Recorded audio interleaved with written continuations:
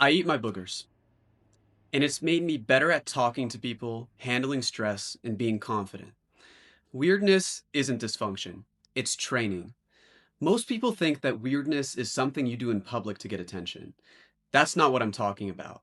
I'm talking about being completely and unapologetically weird when you're alone. Because here's the thing that nobody tells you: if you can't be weird with yourself, you'll never be authentic with others. We spend so much time policing ourselves, even when we're alone. Like, seriously, you close the blinds to eat cereal in your underwear? Why? Nobody's watching. You won't make that stupid face. You won't sing badly at loud volume. You won't move your body like an idiot. Why? Who's judging you? Nobody except you. You're your own harshest critic, even in private. And that self policing, it doesn't stay in your apartment. It follows you to every awkward interaction where you can't figure out what to say. Every date where you're trying to be normal instead of interesting. Every interaction where you're performing what's considered to be acceptable instead of just being you. Let me tell you what I actually do when I'm alone. Well, mostly everything. I have full conversations with myself, different voices, facial expressions, noises, playing both sides, practicing perspectives. I scream, and sorry to my neighbors, I'm just testing what it feels like to let that out. And I dance. I dance all the time. In fact, I once danced in front of my 300-person lecture in a monkey suit for extra credit. It was my monkey suit, by the way. But it wasn't for the grade points. It was weirdo empowerment. I used to feel pathetic for doing this stuff. Like, am I retarded? I might be. But anyone that does anything remotely interesting, actors, comedians, thinkers, does this too. And that's where it clicked. Being weird isn't cringe, it's just curiosity with the volume turned up. And that brings me to the premise for the video. The place that you should be the most weird is at home. That's your trial ground for everything else. The private to public weirdness pipeline is a real thing.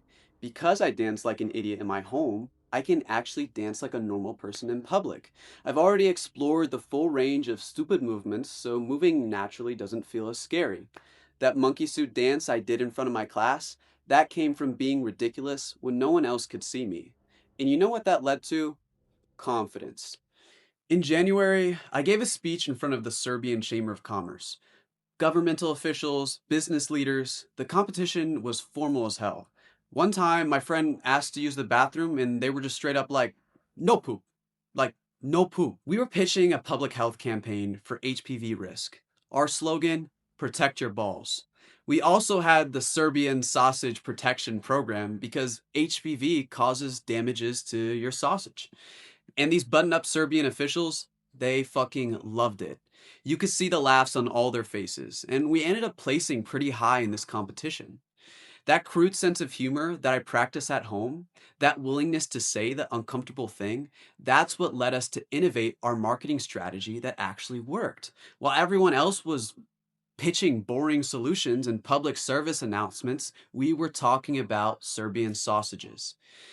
And I wasn't really nervous presenting it because I'd already practiced being way more embarrassing alone. Being weird in emotion, physicality, character, that's your trial ground. That invisible monkey suit that you put on in your home, that's what makes you real in public. That's when I realized the weirder I let myself be, the freer I become. Now, when I walk into a room where I'm supposed to impress someone, I'm just thinking, is it really that serious? These people have no idea how odd I truly am. And it works. No nerves, no act, just me, weird and confident. But here's where it gets tricky. You can't just be weird everywhere. In school, I didn't understand this. The weirdness came out unfiltered. I had all these colors, but I didn't know how to paint with them. I was just a weird kid with no boundaries. So, I've come to the conclusion that the training happens in private. Learning what fits happens in public. These are two different skills. Think about it like this. You don't test how loud you can fart at a funeral. You do it first at home, and then you develop the intuition for when to hold it in. That's what private weirdness does well. It gives you more colors to work with, but you still have to develop the judgment about when to use them. Authenticity isn't natural, it's trained. Everyone tells you, just be yourself. But if you're uncomfortable with yourself in private, how are you supposed to be yourself in public? You can't.